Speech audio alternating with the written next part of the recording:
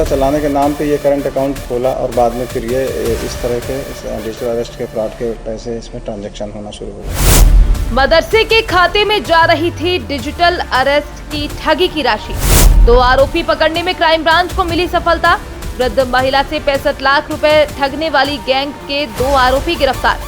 UP के सतारा जिला कन्नौज के मदरसे के खाते में जा रही थी ठगी की राशि।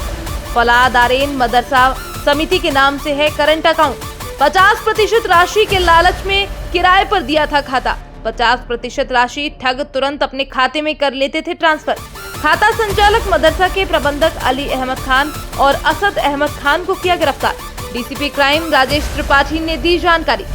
ये 11/9/24 को एक घटना हुई थी। एक लगभग 65 वर्षीय महिला थी और उस महिला के साथ डिजिटल अरेस्टिंग की घटना हुई थी। वो घटना इस तरह से हुई थी कि उसमें महिला के पास में एक telecom regulatory authority of India का अधिकारी बन करके उसने फ़ोन किया और बोला कि आपका जो नंबर है, सिम नंबर है, वो पकड़ा गया इलीगल एडवर्टाइजिंग में और इससे जो है मनी लॉन्ड्रिंग हुआ है। इस तरह से उसको पहले बातों में लिया और फिर बाद में उसको काफ़ी डराया धमकाया। फिर सीबीआई ऑफिसर बन करके फर्जी तरीके से उसको करीब 4-5 दिन लगातार उसकी डिजिटल अरेस्टिंग में उसको रखा था और फिर बाद में उनके मनी को जांच करने के उद्देश्य से फिर उसके पूरे पैसे लगभग 46 लाख रुपए का ट्रांजैक्शन अपने डिफरेंट अकाउंटों में करा लिया था। इसमें से जब अकाउंट का डिटेल जानकारी ली गई तो उसमें पता चला कि लगभग 40 लाख रुपए का एक मदरसा समिति यूपी में है, एक उसके प्रबंधक के उसमें खाते में गया है। और जब जानकारी हुई तो यहाँ से टीम भेजी गई और टीम से मैं उसका लोकेशन लिया जा कर के उसको उठाया गया और फिर इसमें ये एक आरोपी जो इसका मुख्य आरोपी था, ये इसका नाम है ये असद अहमद खान।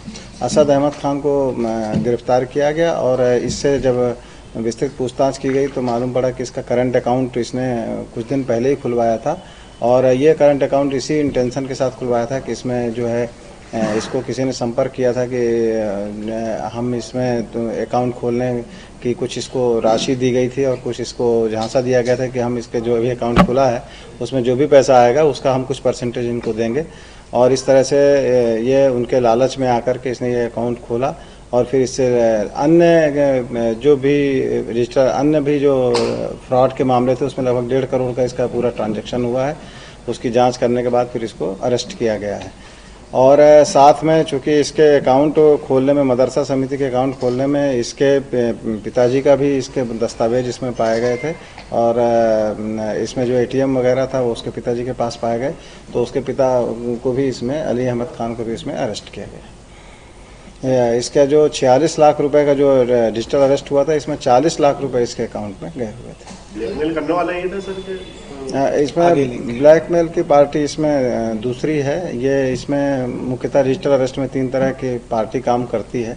एक तो वो जो अकाउंट सेल करते हैं और अकाउंट लेते हैं, दूसरी पार्टी अकाउंट कलेक्ट करती है, तीसरी पार्टी इसमें उनको ब्लैकमेल करती है। तो अब इनके थ्रू हम ब्लैकमेलर तक पहुंचने की कोशिश कर रहे हैं।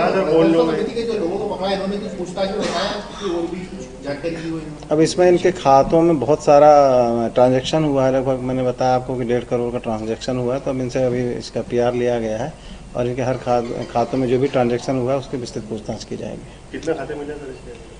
अभी इसमें टोटल 9 खाते मिले हैं इनके मदरसा समिति के। तो सभी खातों को हम इसमें इसके जो ट्रांजैक्शन है उसको फ्रीज करने की तैयारी कर रहे हैं और इनके हर खातों की इनकी जांच की जाएगी कि इसमें कितना ट्रांजैक्शन हुआ है